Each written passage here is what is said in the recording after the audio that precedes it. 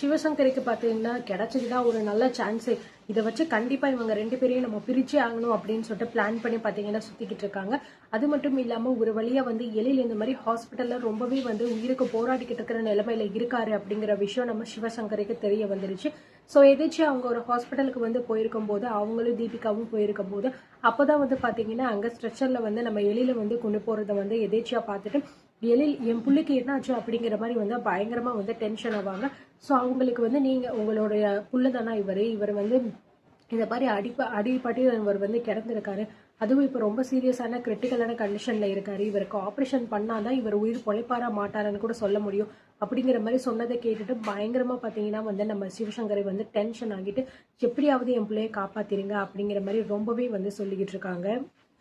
என் பிள்ளைக்கு எப்படி இப்படி ஆச்சு என்ன ஆச்சு அப்படின்னு சொல்லி சிவசங்கரி ரொம்பவே பதட்டமா கேட்கும்போது ஸோ டாக்டர்ஸ் எல்லாமே சொல்றாங்க இவங்களை யாரோ 4 பேர் சேர்ந்து அடிச்சிருக்காங்க போல இருக்கு. அப்படி அடிச்சது தலையில பயங்கரமா அடிபட்டிருக்கு. ஸோ அதனாலதான் இவங்க பாத்தீங்கன்னா இப்ப சுயநினைவு இல்லாம இருக்காங்க. உடனடியா ஆப்ரேஷன் பண்ணாதான் அதுக்கப்புறம் இவருக்கு என்ன மாதிரியான நிலைமை இருக்கு அப்படின்னு எங்களால கண்டுபிடிக்க முடியும். நீங்க அவங்களோட பேரண்ட்னு சொல்றீங்க, அப்போ நீங்க இந்த ஃபார்ம்ல சைன் பண்ணுங்க, உடனே நாங்க ப்ரொசீஜரை ஸ்டார்ட் பண்ணலாமா அப்படிங்கிற மாதிரி கேட்கும்போது என்ன டாக்டர் இது கேள்வி, நீங்க உடனே ஆரம்பிங்க, எப்படியாவது என் பிள்ளையும் என்கிட்ட திருப்பி கொடுத்துருங்க அப்படிங்கிற மாதிரி சொல்லிட்டு ஸோ அந்த ஃபார்ம்ல எல்லாம் சைன் பண்ணிடுறாங்க. ஸோ அதுக்கப்புறம் பாத்தீங்கன்னா நம்ம எழிலையும் உள்ள கூட்டிட்டு போயிடுறாங்க.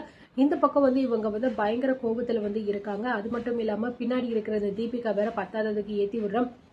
ஏன்னா ஆண்டி இது இந்த மாதிரி எழிலுக்கு அடிப்பட்டு இவ்வளவு தூரம் அவர் கிடைக்காரு. ஆனா கையிலாச்சும் அவங்க வீட்டுல இருக்கிறவங்களாச்சும் யாருமே இங்க இல்லையா ஆண்டி அப்படிங்கிற மாதிரி சொல்லிக்கிட்டு இருக்கும் போது என் புள்ளையோட இந்த நிலைமைக்கு காரணமே பாத்தீங்கன்னா அவதான். அது மட்டும் இல்லாம என் புள்ளைய ஆரம்பத்திலேயே நான் அவ கூட போக வேண்டாம்னு அவ்வளவு தூரம் சொன்னேன். கொஞ்சம் கூட என் பேச்சை கேட்காம மதிக்காம அவன் பின்னாடி போனதுக்கு இப்போ எந்த நிலைமையில என் புள்ள இருக்கான்னு பாரு.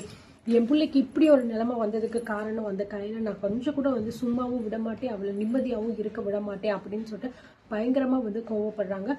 ஸோ ஒரு பக்கம் இவங்க இங்க பாத்தீங்கன்னா எல்லா பக்கமும் தேடி தேடி பார்த்துக்கிட்டு இருக்காங்க. ஆனாலுமே எங்கேயுமே இவர் இருக்கிறது தெரிய மாட்டேங்குது. ஸோ அதனால ரொம்பவே அவங்க ஃபீல் பண்ணிக்கிட்டு இருக்காங்க. ஸோ வீட்லயுமே பாத்தீங்க அப்படின்னா ரொம்பவே ஃபீல் பண்ணி சொல்லிக்கிட்டு இருக்காங்க, இந்த மாதிரி எழில் எங்க போனாருன்னே தெரியல. ஸோ என்னை விட்டு எப்படி அவரால் போக முடியும் அப்படிங்கிறது எனக்கு கொஞ்சம் கூட புரிய மாட்டேங்குது. அன்னைக்கு ஏதோ ஒரு சண்டை வந்துருச்சு, அதுக்காக அவர் இவ்வளவு தூரம் பண்ணுவாருன்னு நான் கொஞ்சம் கூட எதிர்பார்க்கல. ஸோ எப்படியாவது நான் என் புருஷனை காப்பாத்தியே ஆகணும், எனக்கு அவர் வேண்டும் அப்படிங்கிற மாதிரி ரொம்பவே ஃபீல் பண்ணி பேசிக்கிட்டு இருக்காங்க.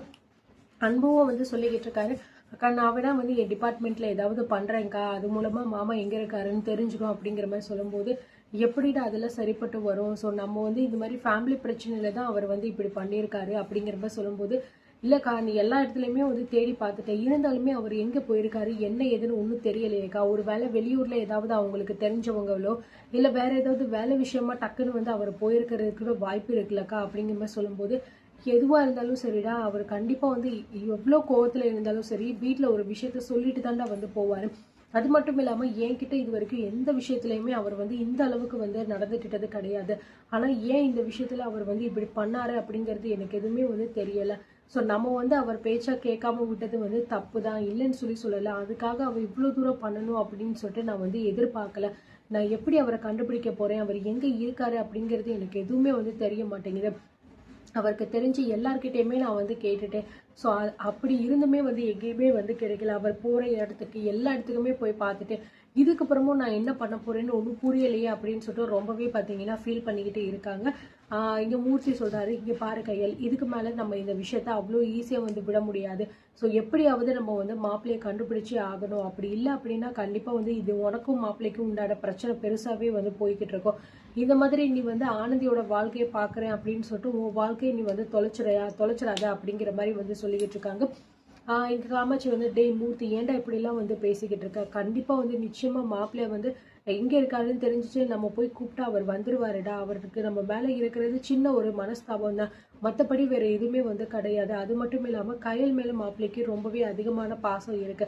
ஸோ நிச்சயமா கயல் அவர் பார்த்துட்டாரு அப்படின்னா கண்டிப்பா இங்க வந்துருவாரு. அதனால தேவையில்லாம எதை பத்தியும் பேசாத, மாப்பிள்ளை எங்க இருக்காரு எப்படி இருக்காரு அப்படிங்கறத தெரிஞ்சுக்கணும். அதுக்கப்புறம் தான் நம்மளால வேற ஏதாவது ஒண்ணு பண்ண முடியும் அப்படிங்கிற மாதிரி பாத்தீங்கன்னா இங்க காமாட்சியும் சொல்லிக்கிட்டு இருக்காங்க. ஸோ இதனால வீட்டுல உள்ளவங்க கிட்டேயே பாத்தீங்கன்னா நிறைய குழப்பங்கள் இருக்கு. அவர் எங்க போயிருக்காரு எப்படி இருக்காரு எதுக்காக இப்படி எல்லாம் பண்ணாரு அப்படிங்கிற விஷயம் எதுவுமே தெரியாம ரொம்ப கன்ஃபியூஷன்ல இருக்காங்க. ஸோ இந்த பக்கம் நம்ம சிவசங்கரி வந்து அவளை சும்மாவே விடக்கூடாது, என் புள்ளைய இந்த நிலைமைக்கு ஆளாக்குன அவளுக்கு ஒரு சரியான பாடத்தை நம்ம கற்றுக் கொடுக்கணும் அப்படிங்கிற மாதிரி பிளான் பண்ணி பார்த்தீங்கன்னா அவன் மேலே கம்ப்ளைண்ட்லாம் வந்து கொடுக்க போறாங்க. ஸோ இதனால நிச்சயமா பெரிய பிரச்சனை வந்து வரப்போகுதுங்க. அது என்னென்ன அப்படிங்கறத நம்ம அடுத்து பார்த்து தெரிஞ்சுக்கலாம். அண்ட் இதை பத்தி நீங்க என்ன நினைக்கிறீங்க அப்படிங்கறதையும் கமெண்ட்ல சொல்லுங்க.